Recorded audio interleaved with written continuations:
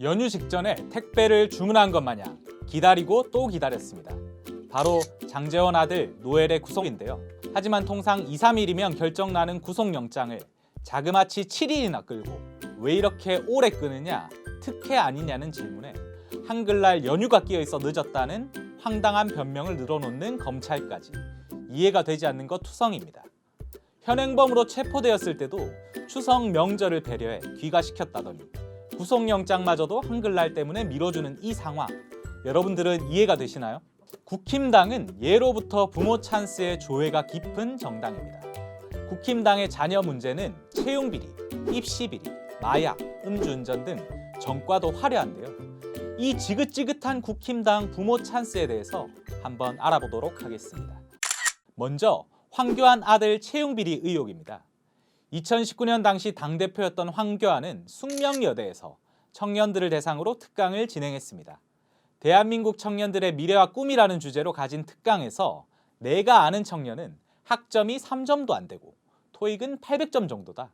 다른 스펙은 없다. 글자적인 스펙이 없는 것보다는 낫지만 결정력이 없다면서 결정력 있게 몇 가지 적으면 면접을 통해서 심층 심사에서 결국 되더라 라고 이야기한 바 있습니다. 그리고 마지막에 그 청년이 바로 우리 아들입니다 라면서 자식 자랑을 시전했죠. 이를 두고 청년들은 채용비리 아니냐, 결정력 있게 황교안 아들이라고 쓴 것 아니냐는 수많은 이야기들이 나왔습니다. 이후 KT 세노조는 황교안 대표가 법무부 장관이던 시절 그의 아들이 KT 법무실에 근무했다며 채용비리 의혹을 제기했지만 제대로 된 수사조차 진행되지 않았습니다. 비슷한 사례가 하나 더 있는데요. 바로 김성태의 딸 채용비리입니다. 이건 더 황당합니다.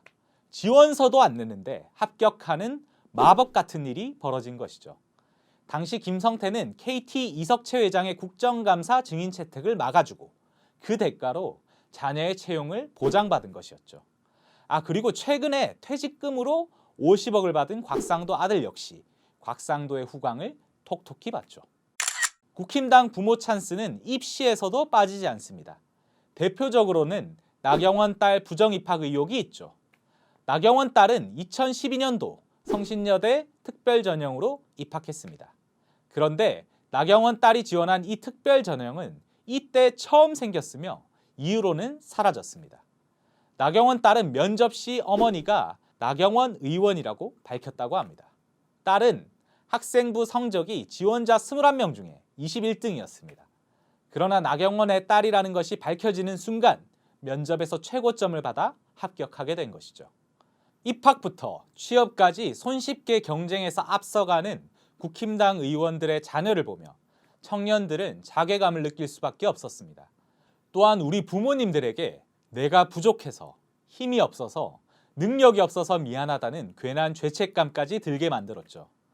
국힘당 자녀들의 사건 사고는 단순한 입시, 채용에 머무르지 않습니다. 엄청난 양의 마약을 밀반입하고 투약까지 했던 홍정욱 전 의원의 딸은 고작 징역 2년 6개월에 집행유예 3년을 받았습니다. 형이 적게 나왔음에도 불구하고 검찰은 항고조차 하지 않았죠.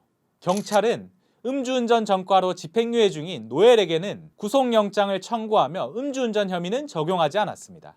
노엘이 술을 마시는 CCTV 장면을 확보했지만 당시 음주 측정을 거부하면서 혈중 알코올 농도를 알 수가 없기에 음주운전으로 단정할 수 없다는 게 이유였습니다.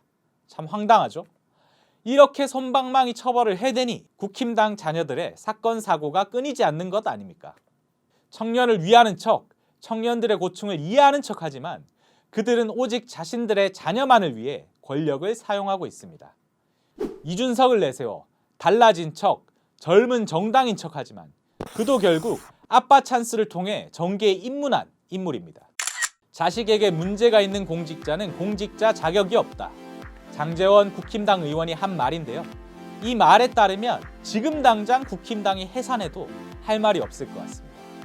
더 이상 이들의 특혜와 특권을 용납해서는 안 됩니다.